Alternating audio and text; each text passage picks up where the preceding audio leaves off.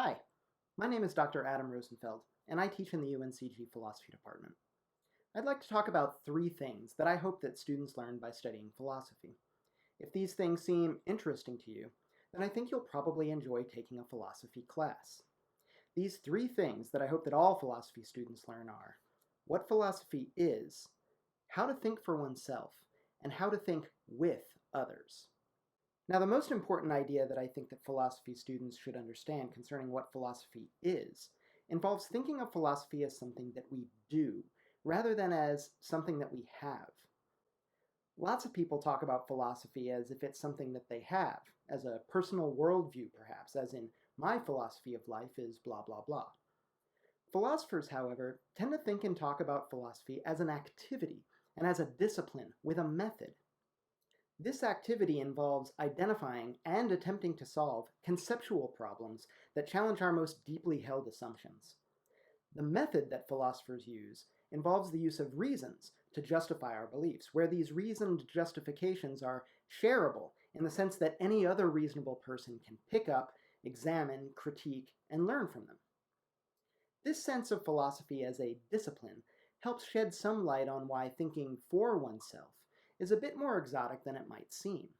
We all have lots of beliefs, but it's often not clear which of them are arrived at through our own rational reflection, and which are unexamined opinions that are received from others like our parents, or teachers, or preachers, or politicians, etc. Merely having beliefs isn't necessarily thinking for oneself.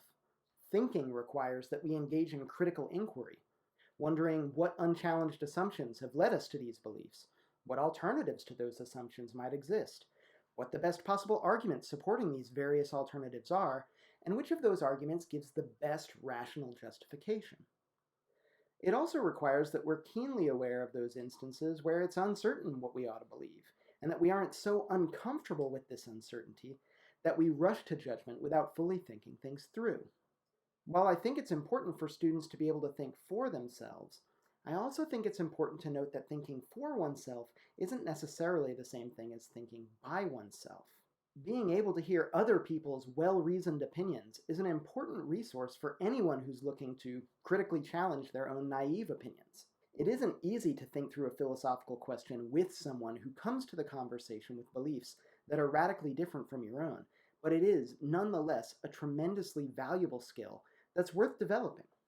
Whether the goal of thinking with others is honing one's own beliefs, or attempting to break down bitter ideological divisions in pursuit of something like a mutual understanding with our fellow humans, philosophy as a discipline offers us a way to appreciate and develop these skills.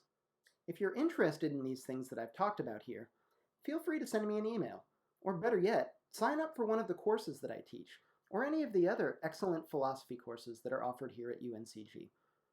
I look forward to hearing from you.